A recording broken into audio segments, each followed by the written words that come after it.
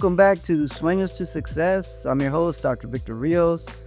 Today we are joined by Superintendent Dr. Hilda Maldonado.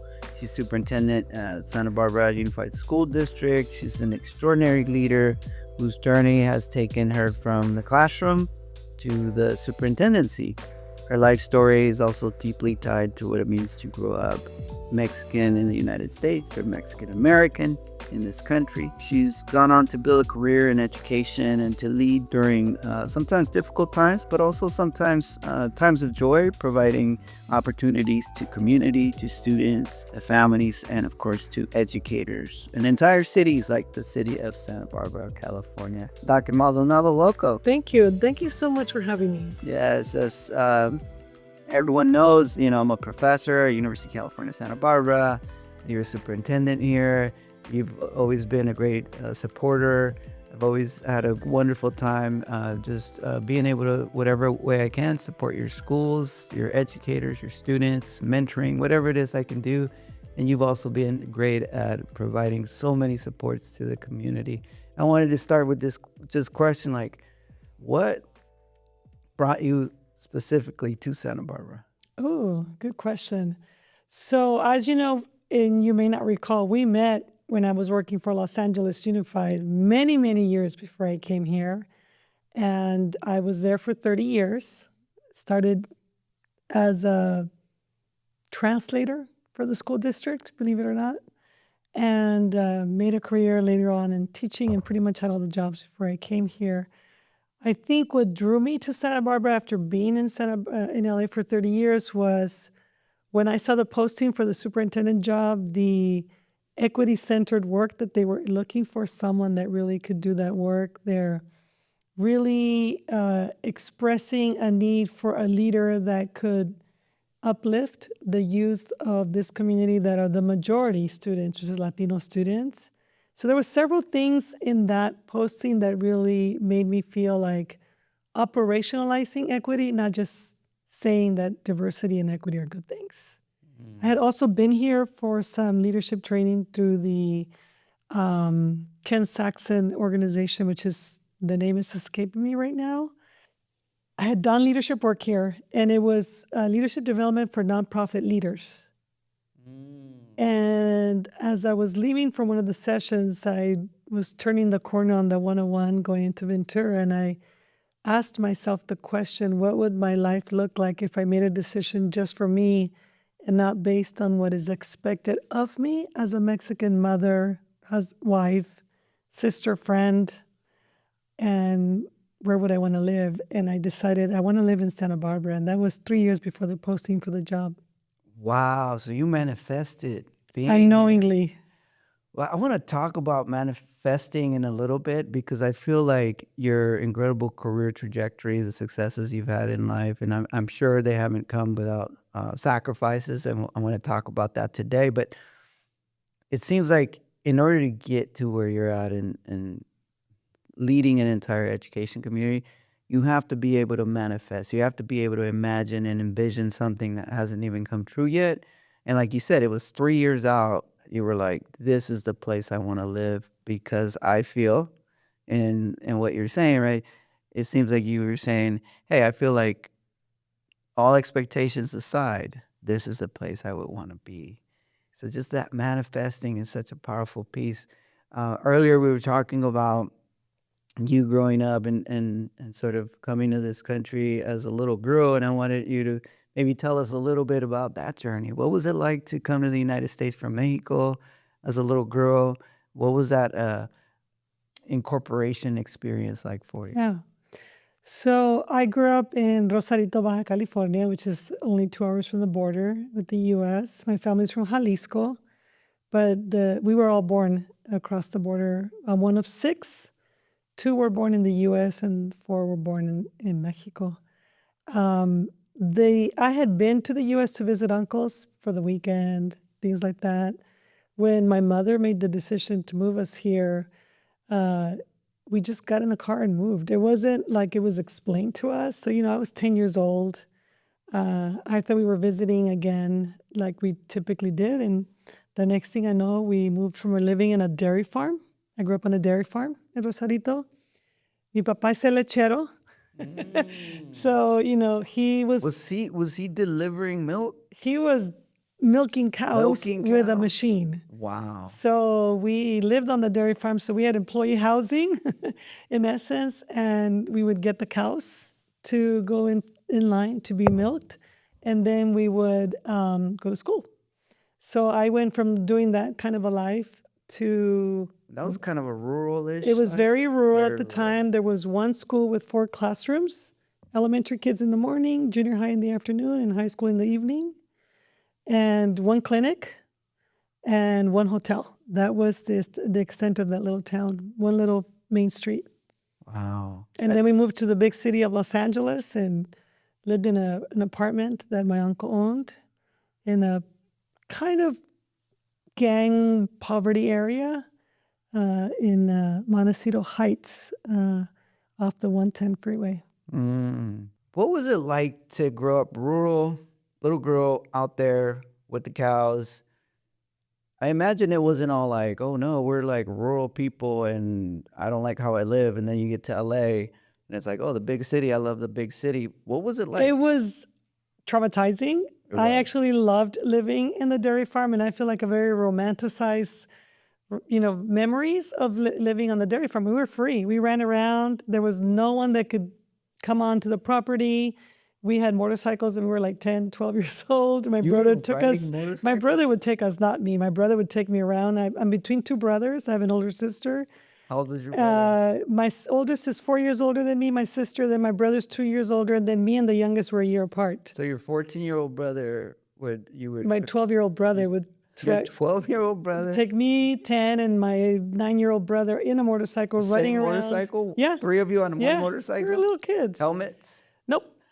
Nope. We would slide on cow manure, fall on hay. I mean, it was just a really total freedom. We'd go to school only 4 hours a day. Like I said, we had to share the school premise, the school classrooms. My parents, my father worked. My mom was at home. She never worked. But when we came to the U.S., the whole thing changed. We suddenly had my mother not in the home anymore. She went to work in a factory with my father. And at that point, it was my older sister taking care of us. And it was just 4 of us. By then, we were 5 because we had a little sister that was born in the U.S. when we crossed the border. And so we were kind of on our own. My uncle lived next door. So we sort of had adults around that watched us. But for the most part, it was apartment living, not too far from the 110 freeway, big streets. We had to be more careful. But it was the late 70s, early 80s, and we just came home whenever people told us to. We were still pretty free, but not the same, not at all the same. What about education? I mean, in my children's book, I got this part in the book where when I get to the U.S., I'm little, but when I get here, I get introduced to new food. And one food I got introduced to was ants on a log, which is celery, peanut butter, and raisins. I know, I thought I wasn't going to like it, but then I was just like, okay, this is different. And I tried it, and I actually like ants on a log, probably because of the experience I was having at the time. It's like a teacher made it for me, and I felt so special. And I tried it, and I did like it, even though I didn't like vegetables, at the time. And so I guess my question to you is, like, what was it like even getting used to the customs here? Do you remember it? Yeah, I actually have a food story too, but mine was not as positive. I was, like I said, I arrived in the late 70s. I had teachers that looked like me, teachers that looked like my uncles, Latino teachers that didn't speak Spanish to me. And I was very confused about that. I see what you're I had people that I went to school with that just would not speak Spanish to me. I was immersed suddenly in this all English environment. And my brothers and I were in school together. My older sister was in junior high, and we used to get pulled out 1 hour a day with Mrs. Taylor. I love Mrs. Taylor. She was the one that was really developing our English language skills. My first meal in the U.S. was sloppy joes. Sloppy And Joes. having grown up on a dairy farm, that did not look like food to me. So I thought somebody was like pranking me, like, I'm not going to eat this. And But what was your typical meal back my in mother cooked Mexico? all our meals from scratch. Tortillas, Tortillas from scratch. guisados. Yeah. Chicken, rice, beans, everything from scratch. She used to make all kinds of cheeses from the milk, Wow. you know, hard cheese, soft cheese, candy, caramel. You probably had So some good everything was super quesadillas. healthy. Yeah, everything was always Wow. super healthy, super organic. My mom was the original farm to table. Farm to So she table. was an ex. She is. She's still with us. Is an excellent cook. So I had all my meals from scratch made by my mom. So you get And then I here get here and it's like these slops of food that I at just didn't school. eat school. Yeah, I didn't They really serve you like 2 buns, like a burger bun, and the the sloppy sloppy in there. Joe. And you tried it, and No, I did not eat it. I did oh, not eat. so you just saw it and you knew right away that's not food That's to not me. for me. I'm looking at dairy farm food for animals. I hope I'm not uh, offending anybody, but sloppy Joe is not a good looking meal. Yeah, no, I mean, people might like it, but it doesn't mean it looks. It That's didn't why look. there's a reason why it's called sloppy. It's a sloppy meal. And so I just was like, like I'm not going to eat that. And I mean, I would try some of the meals, but I just really would wait till I got home. I probably don't have great nutrition now because I sort of also eat more like the junk food, like the potato chips or the things that seemed less, like foreign to me. Hot dogs, hamburgers. It took me a long time to like them. I only eat one hamburger now, which is In-N-Out. I don't eat any other kind of hamburgers. So American food was not something I always loved. But I also grew up with that different, experience. Yeah. And then just the culture of the school system here, was so foreign to me because I just didn't understand what was happening. I remember the first Halloween. Like no one sits you down and goes, okay, there's this holiday that's coming up and all the kids are going to be in costume and this is what you need to do. I just remember showing up and everybody's in costume and just like wondering what's happening.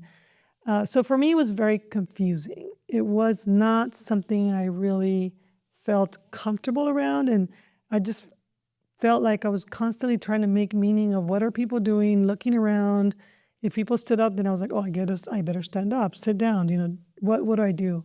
So those You're first 2 learning years were really, really rough. the rules, the informal rules, and Yeah. and you must have had moments where. Was there ever a moment where you like did something you didn't intend it to do and it offended someone, or someone was like, "You're not to do that," or Well, I didn't know how to access supports. Like I didn't know how to ask questions. I didn't know. I didn't do something, but I remember being in line and the boy in front of the line accidentally poked me with a pencil in the eye, and I just held my eye and I just let it. I just had tears, but I just stood in line. I was just very compliant. I didn't know to say like, "Hey, I'm hurt," until someone noticed me and then said we should take her to the nurse. I didn't know we had a nurse. My little 4-classroom school didn't have nurses. So there was like little things like that that were just really, really difficult to navigate. So I really have a heart for kids like me that come to the US and don't speak the language, and why I believe so important that bilingual education is really critical. wow. So you're sort of getting yourself incorporated into this society. You're 10 years old. At what point along the journey do you start to imagine like, hey, I want to have a college education one day. I want to be a professional one day. Is it like you always knew, your parents instilled it in you, or was it something that came about through your education journey? So by the time I got to junior high school, I didn't have a Mrs. Taylor anymore. 2 years later, I was in junior high, and it was just complete immersion. I had a teacher, Mrs. Stillwagon, and I remember she sort of encouraged me to like run for office. I was like, oh, how do I do that? They taught me, you make posters. They had me in a leadership class. We visited other kids in other schools and we talked about leadership. And by then I had enough understanding of English, or at least enough of the command to understand that I had some leadership skills, and she was very encouraging. And I got the position of 8th grade rep or whatever that was. I started to get involved in like drill team and the volleyball team and after school things. So I think that really helped me to get more acclimated and understand what was happening. By the time I got to high school, I was enrolled in the Upward Bound program. Oh yeah, I don't know if you remember the Upward one of the Bound. trio programs. Absolutely. Yeah. So then the Upward Bound program, really, those are the people that basically, I wish I remembered their names. They're the ones that taught me about what I needed to do. Yeah. I actually had an experience with Upward Bound. I wasn't enrolled in it. And Upward Bound is a program for first generation students. It helps them think about college, talk about college, write about college, get their personal statements ready, exposure, field trips to college. Yes. And so I had a friend, she would go after school to get tutored in Upward Bound, and I would just wait for her outside. And I was just, my GPA was like 1.0. I was getting in trouble at the time, in and out of juvie. But I would wait for her after school, and I would just stand across the hall, just kind of with my arms crossed, just leaning on the wall. And then one of the mentors for Upward Bound, he would be there tutoring, and he'd come check on me across the hallway. He's like, "Hey, man, like, do you want to be part of Upward?" And I was too cool, right? I was like, "No, Yeah. I'm okay." And I'm just waiting for my friend, and then he'd be like, "Come on, like, I'll sign you up." I'm like, "No, I'm cool. I'm good, man. I don't need." And then a few weeks go by, and then he's like, "We're going on a college tour. Do you want to go with us?" And I'm like, "Yeah." He's like, "Okay, sign up." So I signed up like momentarily for the program, and they took us to UCLA, they took us to some Cal States, and I got to see the college experience and meet people that would become my mentors that were college students. And they were Mexican American students that had made it to college. And they were teaching me, like, look, people like us can make it to college. And so that program, even though I wasn't part of it, it really helped me understand what college was about, and more importantly, it connected me with mentors that were relevant to Yeah. my experience, and it's all thanks to my friend who she was part of the program and was just like, "Hey, just you should be part of it," and I would never sign up for it, but by the time it was taking the tour time, I was like, "Okay, I'll be part of it." And afterwards, I don't know what happened. I never formally signed up, but I was always influenced and impacted by. Yeah. Did you go on the college trips with Upward Yes, Bound? we did. We went on college trips. They talked about the Pell Grants, the Cal Grant applications. They basically just walked us through the whole thing, and that's when I began to dream. It wasn't my counselors. I don't think I also had a very high GPA, but I must have had something. I don't know. I actually don't know what my GPA was, That's but I got into powerful. college. So something you just said, I gotta just reflect on that for a moment. You said they were teaching us all these things, right? Procedures on how to get to college and how to go to college. And that's where I began to dream. And I feel like a lot of times we don't get the tools to be able to take those steps to get to college as first generation college students. So for people to give us those steps, as you say, they allow us to dream. And even though maybe you weren't feeling like, it's college for me, they made you feel that college was for you.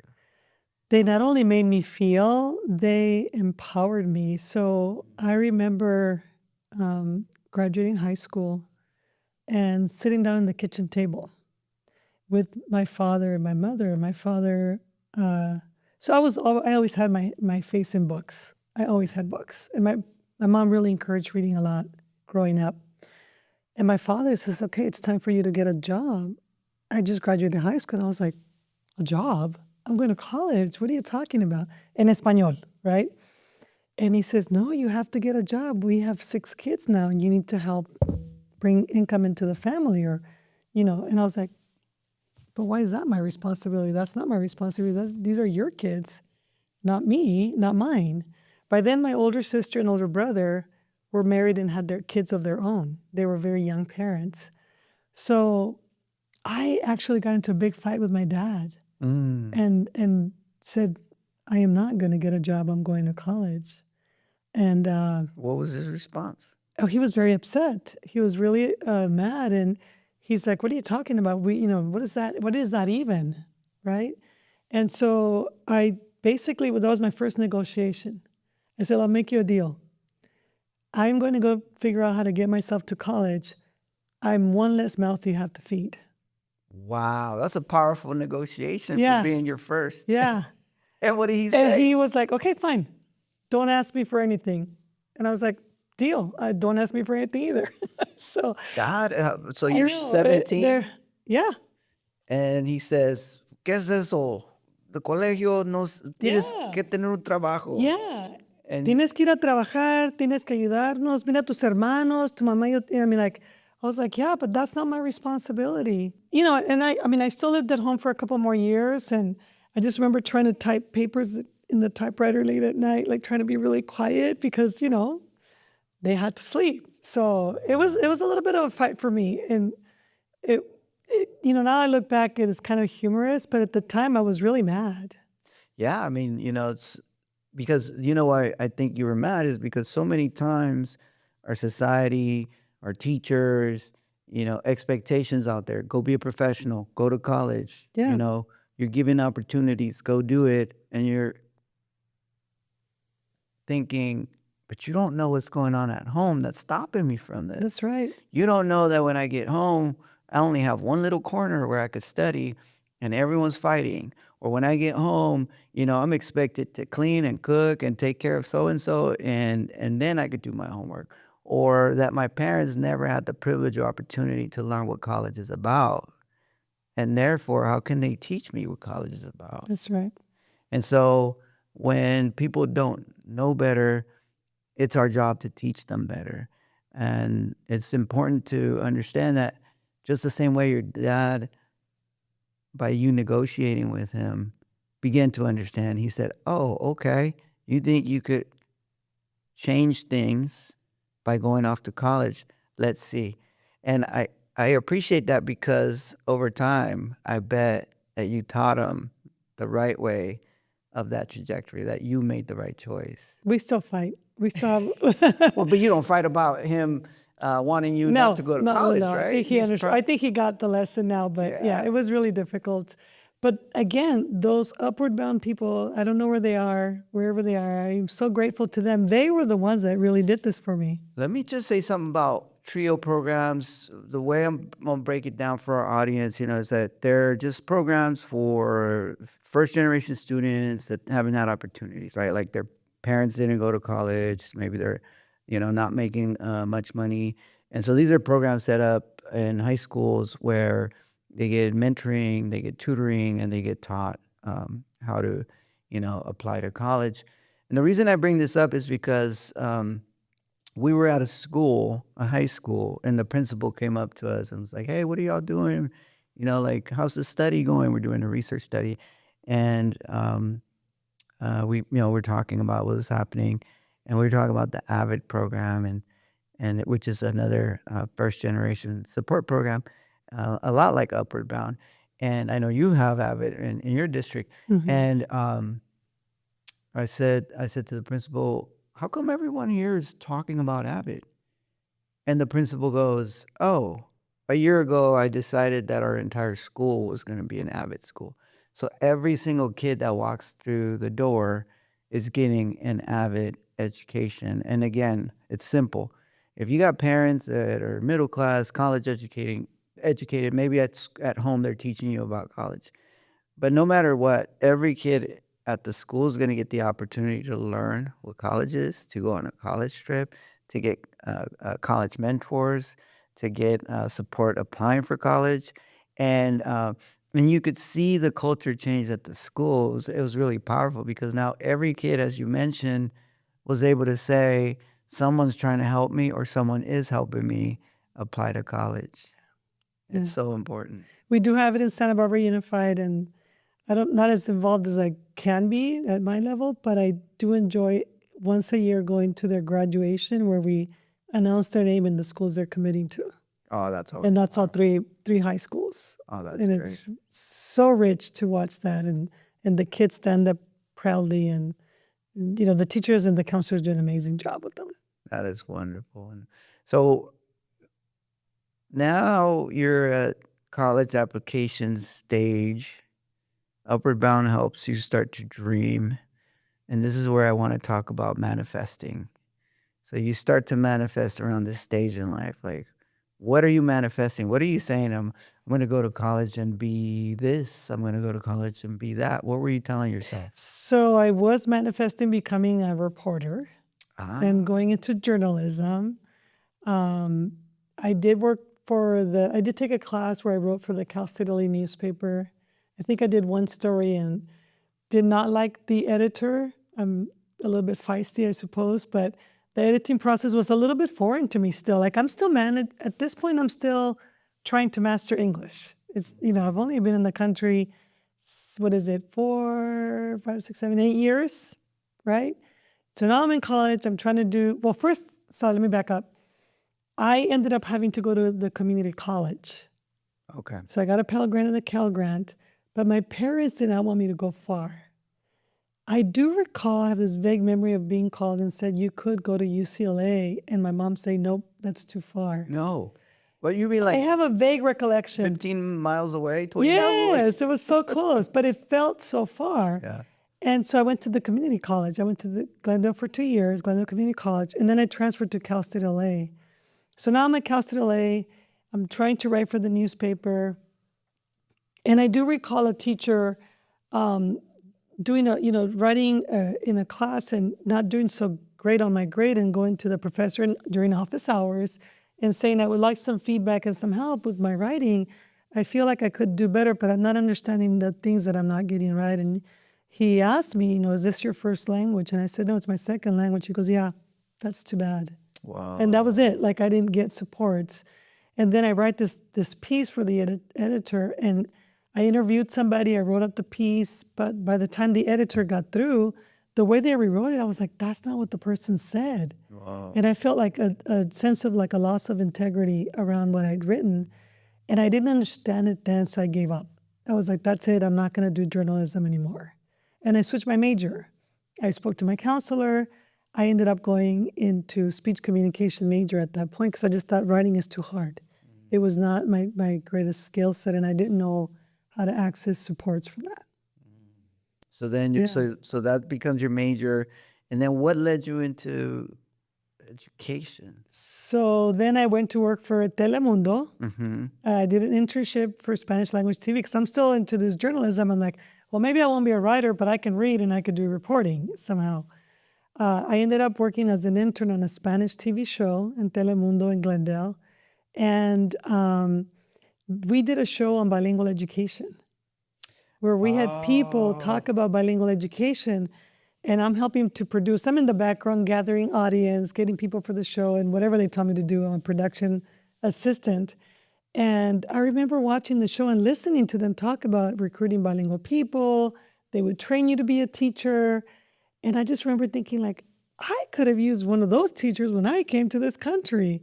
Maybe that's what I should go do. And that's what started me into like getting the job as a translator, and then eventually, being able to get into teaching. That's powerful. A lot of times, we become who we wanted to have when we were younger, Yeah, right? that's really what that's about. Yeah, we become who we wanted to have when we were younger. I wanted to have a nurturing dad. I didn't. I became that nurturing dad. I wanted to have an inspirational college teacher that believed in me. I didn't have that, so I became that. It's Yeah. like we become who we needed when we were younger. And just hearing your story, you became that bilingual educator that you needed when you were younger. Maybe you had one or two along the way that kind of propped you up in the program Upward Bound, but then you became. Well, remember, this was the 80s, the late 80s, 90s, when bilingual ed was starting to really flourish. So they were really needing a lot of people. And it made so much sense. I had been through an immersion system that was really difficult. And so it just felt really natural. It just felt like a calling. The reason I wanted to do journalism was because I thought it was a great vehicle to educate. So it was always in the back of my mind that somehow through journalism, I would be educating people. I'd be writing about important topics and giving information. So it's no different. It's just a new venue. Yeah, we're always trying to educate. Yeah. But also, there's something to say about twisting words, right? Like that first experience you had of writing an article, and then the editor claiming Yeah. this isn't good language, but in reality, they weren't just changing the language; they were changing the narrative. Yes. And so many times in our society, we find ourselves being our narratives being changed by others. And so even Mm. right now, right, the narrative of these people, whether it's immigrants or blatantly so, even just being of a Latino descent, that they're taking a burden on our society, right? Blanket statements or just Yes. narratives that are hidden and sometimes not so hidden, um, where we're kind of told, "Hey, you don't belong here," and sometimes it's direct, sometimes it's indirect. So I think you're right that in the business of education, in the business of journalism, it's so important to make sure that we hold people accountable that are twisting words, that are changing narratives in a way that's then making others suffer. Yeah. So the fact that you're out there leading a system where educators are trying to do the right thing, tell the right um, history, or create the right narrative so that everyone feels included, it's just such an important job. Well, my position in L Unified ended up being leading the work for English learners. That's right. So That's I when I did that met for you. 7 years. I, Yeah. I met you. You were still doing that work. I think I was still a director of schools then, and Director then of I became schools, the executive director of multilingual programs multilingual for programs. L That's Unified for yes. 7 years. And it was again running programs that I think I would want to do under 227, which was really challenging. And it was very heart wrenching to try to do something for students like me after having been a bilingual teacher, yet knowing that we still need that diploma and trying to wrangle, like grapple with, like, how am I going to do this? How am I going to make sure that everybody's effective at getting these students to be able to be successful in these conditions that are almost impossible when we have had bilingual teachers and bilingual programs that could have really made it more successful for everybody. Yeah. So I ended up doing that work. I felt like that was another part of my calling and manifesting. How can I be of service? How can I do better? How can I really help kids like me? And more than anything, help teachers who had these kids who knew deep down in their heart we could do better by these students. Yes. And just so that everyone knows, right? Prop 227 was essentially banned bilingual Bilingual. education, right? I mean, you couldn't, as a teacher, you couldn't teach bilingual education. You couldn't speak Spanish in the classroom, and it was very strict. It was a California law passed by voters back in the 1990s, and I know that a lot of teachers felt the impact. And these cycles repeat themselves in history where someone shows up and says, "Hey, I don't like the way you people talk. I don't like the way you people have, taken over our community. I'm going to try to pass these laws so that we get rid of your language or your culture or you as a population." And so these are cycles that happen in history. We happen to be in one of those cycles. We're right in the middle of one right now. Yeah, And it's even worse. It's not just about language, it's about existing and being. And exactly. it's both very scary and for me it just makes me so much more resolute about why I believe that public education transforms lives, and I want to stay committed as long as I can to staying in work that's going to uplift our youth Mm. and show them to feel pride and courage. I never want them to feel shame and fear. Wow. Yes.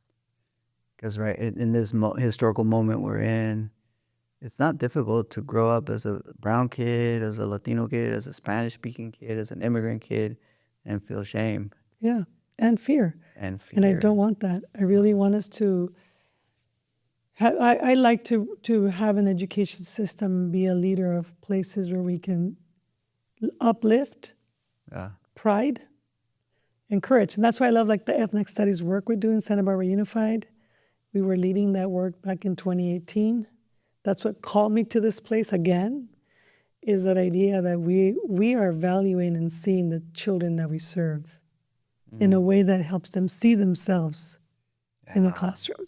And that multicultural education, it's for everyone. It's like I'm learning about the history of my culture, of where my people came from, the history of the journeys from Ellis Island, the histories of the journeys from south to north, the histories of indigenous peoples, Yes. histories of African diasporic peoples, like learning all these histories and how we ended up here together as one society. I think that's the solution to a lot of the issues we have because there's so much ignorance out there, these people, those people. And by you kind of creating a system where everyone can feel included in the story of our America is so important. Yeah. I have a question for you about your educators. Like, can you tell me a story where you're like, you feel the educators that get it in your district, the ones that like, they got your back in terms of your mission. Like, what are they doing? Like, what give me an example or two, because I know you got many educators Yeah. that are doing great work that are like, we got your back. We're going to do this kind of work because we care for these students. Well, it's kind of connected to ethnic studies to a degree, but it's also seeing the work we're doing. So, first, the ethnic studies teachers are the ones that are really doing that work in terms of not only teaching the high school students all the diverse histories that we cover, but also having the high school kids write books that then they go read to the elementary kids. Well, that's beautiful. I didn't even know Yeah. that. Wow. And they are teaching the concepts of the classes in ethnic studies in a children's book format. When I saw them doing that, I was just blown away. And they use, different characters. Sometimes they use animals as characters to teach students about those concepts. When I saw that project, I was just blown away. Once a year, we hold a community event to celebrate ethnic studies, and we have many of the students that are former graduates come and basically convivimos, right? We spend time, we eat food, we have music, we just have a day of being together. And all of that movement really came way before I came. It was already in place, so I just got to come in and implement it. The hard work, the uplift was really from the community. So I think that's one example. I think another group of some of the other group that's doing incredible work is we just adopted an English Learner Master Plan, which really looks at the programs we offer and defines what a bilingual program is. We have the McKinley Dual Immersion Program that feeds to Santa Barbara Junior High School Dual Language Immersion. And then Santa Barbara High School now has a career tech ed interpretation translation pathway where the high school students graduate certified translators that can go work in the courts right away. They can have, enter the workforce. And they get the state seal of biliteracy. And they get the state seal of biliteracy. So those pathways are really, I would want to continue to multiply those pathways. And in that master plan, we're training all our teachers on what does it mean to teach an English learner the content you're teaching in a second language, so that they're not just delivering in English and kind of like a spray and pray approach, but rather using techniques. So I got to walk into a social studies teachers training session where the leaders that were leading the workshop were showing social studies teacher how to provide access to the content, but we're really using relevant historical pieces from the Stanford project so that they were meaningful and relatable to kids and giving them language access strategies so that everybody could succeed in class. And I went around to the different tables, talked to the different social studies teachers, and do you have questions? What's this like for you? And the way they spoke to me, I could tell they were really understanding how important it was, and they got it. Watching the transformation of the teachers in that room was really powerful because these are teachers that have been in the craft for a long time. We have so many kids coming in. We have a lot of newcomers in our school system now. And I think having them see what it means to be that kind of a teacher and having them ask hard questions and or go like, oh, I get it, was powerful for me too. Because, teachers go into the profession because they want to make an impact. They go into the profession because they want to change lives. Teachers go into the profession because maybe someone inspired them and now they want to pay it forward. So teachers are always looking for tools to connect with their students. And when you show up as a leader and you're like, hey, here's some tools they're gonna grasp on, especially if they're solving their immediate challenge or opportunity. And in this case, I got all these students. Maybe I don't know how to relate to them, but this tool will help me relate to them. Yeah. That's great. Yeah. Yeah. Now I know I did. I do remember when you came to Santa Barbara. Um, there was something in the paper where some teacher. I don't know what teacher it was. Uh, some teacher or teachers are saying, "Hey, go back to LA." Oh my God, yes. And I was like dumbfounded because I was reading the paper and it's like Hilda Maldonado, go back to LA.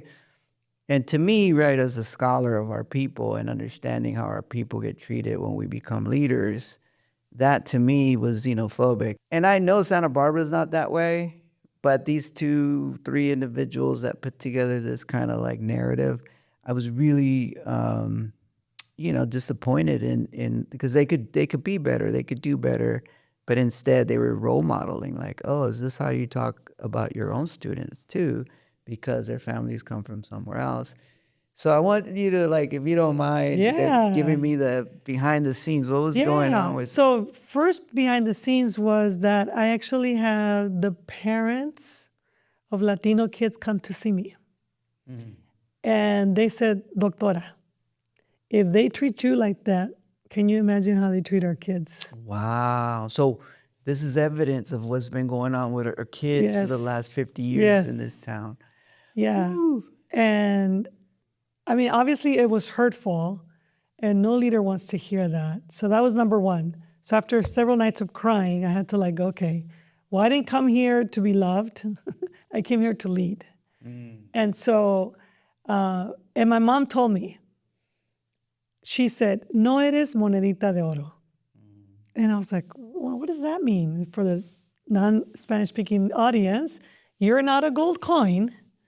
And so I was like, what do you mean, Mom? And she's like, don't expect everybody to love you. You're there to do a job. And if you think you're going in for everybody to love you, you're gonna fail. So she kind of armed me already with some resilience and some courage by setting me up for like, you're not gonna be loved by everybody. And that helped a lot. That's a powerful response. First off, to get the knowledge. The other day I was on the podcast. I did a segment on dichos, all the dichos I learned growing Yes. up. My mom would always say, de la estilla sale la rosa. And my mom always had an identity that she was a estilla, like she was really like the thorn. Yeah. She was just like, she had a hard life. She gave us a hard life. So she was expecting us to be the roses. And I always wanted her to be the rose, but now I get it. Like her philosophy was like, I didn't get a chance to be the rose for you guys. Now you be the rose for your children. Which I thought now in retrospect, that was very sophisticated of her to think in that way. And the monedita de oro, like, hey, like we're not a gold coin. We don't gotta try to go people please everybody. Like we have to make sure that we're centered and grounded, because if we're here to lead, then there's gonna be people that are gonna try to, tell us to leave, tell us to go away. I was just gonna say, I'm really grateful to the board to support me though. That's great. Because I had an all-female board then that really supported me staying. And I think that made a big difference because that was a big thing in this town, as you recall. That is powerful to hear that your board had your back. And I know that when I talk to superintendents out there, the ones that feel that they're making a good impact and being well received and that their work is effective is the ones that tell me my board's got my back. So it's good to hear that they had your back. I think that, and I had newer cabinet leaders that were highly professional and effective. And we started to really, make critical decisions. Remember, I came in COVID. So I had a lot of people mad at me because we were literally making really hard decisions in uncertain times with not enough information. The most critical decision that I had to make when I first arrived was, when do I open schools again? I came in when schools were closed. My job was to reopen schools in an uncertain leadership environment. And I had to navigate the politics of that, the politics of vaccine mandates, the politics of, is public health right or wrong? any one of us who was leading under COVID was under tremendous amount of scrutiny. And on top of that, I'm leading new people who didn't know me. I couldn't meet people in person for the first year that I was here. And yet I made all the most critical decisions. So I could understand why people were upset with me. I also felt that I wasn't given a chance to be known. And so that's taking me a lot of time to gain ground in that aspect. So I want to just emphasize that I wasn't given a chance to be known. That's where I think, and connected to that is, I've been an immigrant before. I can be an immigrant now, and I'm okay with being the immigrant. And that is powerful that you say that, because the immigrant experience is one of being from somewhere else and many times not being wanted in your new environment. Yeah. And that happened to you with individuals that were like, hey, you don't belong here. Go back somewhere else. To be an immigrant means that there's going to be times when nobody wants you where you're standing. Yeah. And to be an immigrant is to say, hey, I'm going to stand my ground, because I'm not just representing myself. I'm representing my family. I'm representing my community. I'm representing where I come from. And you represent in such a powerful way. I think my immigrant experience in the way that you're describing, right? It being an immigrant as kind of a state of mind, or walking into a space where you don't belong, or people make you feel like you don't belong, is when I first got to UC Santa Barbara. I had my PhD from Berkeley. I hung my giant PhD plaque in my office behind me, and I'm sitting there at the university, my building. You could see the ocean. I'm getting ready to go teach 500 students. I'm writing my book. I got all these great things going for me.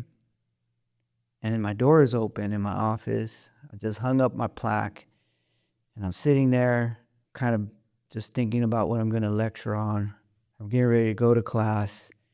And this old guy walks into my office, and he grabbed a stack of papers he was holding, and he throws them on my desk, and he says, I need 80 copies. And in that moment, I felt like the immigrant. You don't belong here. You must not be a professor. You must be my assistant. Go make me some copies. And in that moment, very gracefully, I just looked at him. I said, listen, and I showed him a picture of my family. I'm the new professor here. There's my family. I go, I don't make copies, but I'm gonna go teach a class, or something to that effect. And he just looked at me like, with this disdain, with stink eye, like, you don't belong here. And he walked away. Well, that guy ended up retiring, and I ended up, becoming, uh, let's just say, more known in sociology than him. And I know he was always upset about that over time.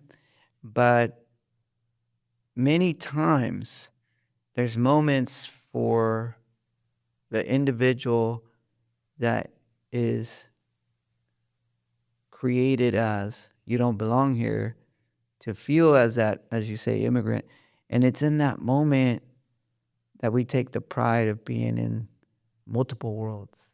We Oh, take it's the pride beautiful. of Yeah. being that leader that brings a unique insight in the way that your story, right? Whether it's that little girl that's trying to figure out how to, like, you get poked in the eye and you don't know what to say because you don't know how to ask for help, or whether it's the college student that's like, I'm gonna be a journalist, and they're like, you don't write well, or whether it's the young professional that's trying to lead multilingualism and it gets shut off by the state of California and the voters of California, and then today who you've become.